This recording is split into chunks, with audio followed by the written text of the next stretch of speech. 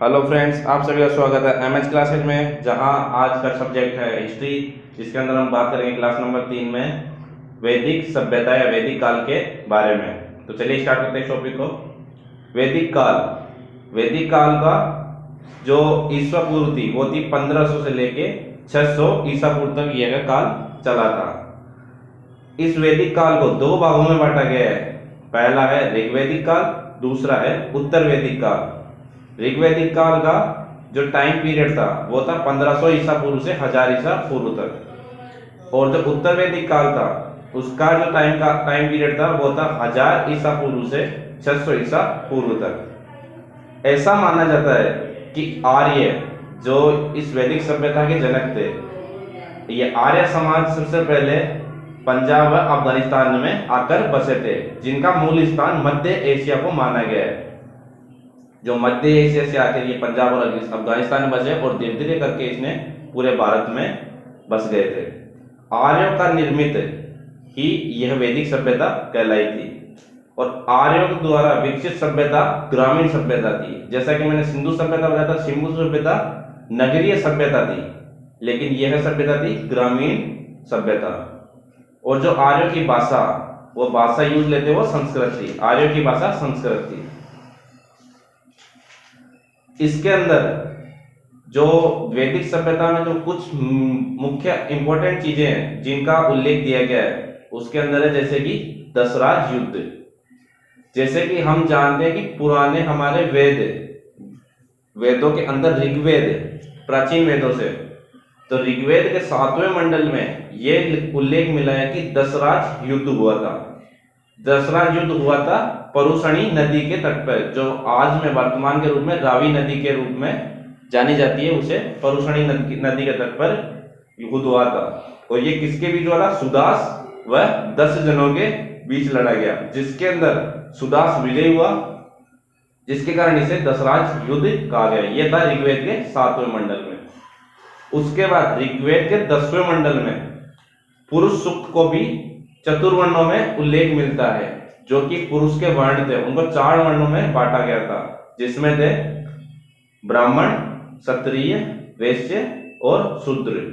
ब्राह्मण सबसे परम, जिसे पुरुष के मुख से जन्म माना गया कि इसका जन्म पुरुष के मुख से हुआ। क्षत्रिय का उनकी भुजाओं से, वैश्य का उनकी जांघों से, तथा शूद्र का जन्म पैरों से उत्पन्न हुआ था। तथा आर्यों को समाज का पितृदान प्रदान कहा जाता है। जैसे कि सिंधु सभ्यता में मात्रात्मक समाज सभ्यता थी, जिसमें औरत को सर्वोच्च माना जाता था, लेकिन ये आर्य समाज में पितृत्मक सभ्यता, समाज सभ्यता थी, जिसके अंदर पुरुष को सर्वोच्च माना जाता था। इसके बाद आर्यों को जो मुख्य पेय पदार्थ था, जो उसका पेय पदार्थ था वो था सोमरस, और यह एक वनस्पति से बनाया जाता था। जो आर्यों को प्रिय पशु था वो पशु था घोड़ा, और सबसे प्रिय देवता थे इनके इंद्रदेव। आर्यों के द्वारा जो खोजी गई धातु थी वो धातु थी लोहा धातु।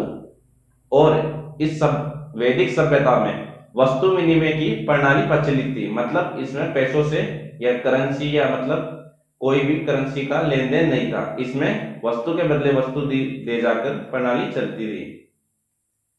ऋग्वेद में सबसे ज्यादा 4 नदियों का सबसे ज्यादा उल्लेख था, जिसके अंदर सरस्वती का सबसे महत्वपूर्ण और पवित्र नदी मानी जाती थी। सभी नदियों में सबसे महत्वपूर्ण और पवित्र थी।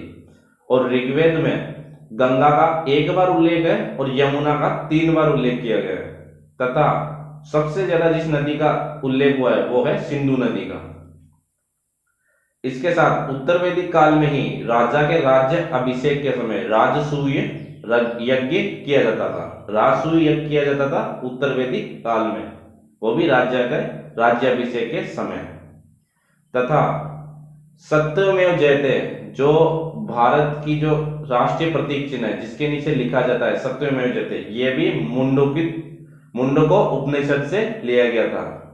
मुंडको उपनिषद से लिया गया था। इस उपनिषद में यज्ञ की तुलना टूटी नाव से की गई थी। यज्ञ की तुलना किससे की थी? टूटी हुई नाव से। तथा गायत्री मंत्र जो हम बोलते हैं ओम भूर्भुवः तत्सवितुर्वरेण्यं वो वाला, वो गायत्री मंत्र भी संबंध ऋग्वेद से ही लिया गया था। और इस वैदिक काल में पहली बार पकी हुई ईंटों का प्रयोग भी किया गया है। पहली बार पकी हुई ईंटों का प्रयोग उत्तर वैदिक काल में ही हुआ था। तथा इसमें दो महाकाव्य भी रचित थे, वो थे महाभारत और रामायण। ये दोनों महाकाव्य उत्तर वैदिक काल में ही रचे गए। तथा महाभारत का जो पुराना नाम था वो था जय संहिता। इसका पुराना नाम जय संहिता था, जिसे बाद में चेंज करके महाभारत कहा गया। और यह पूरे विश्व में सबसे बड़ा महाकाव्य है।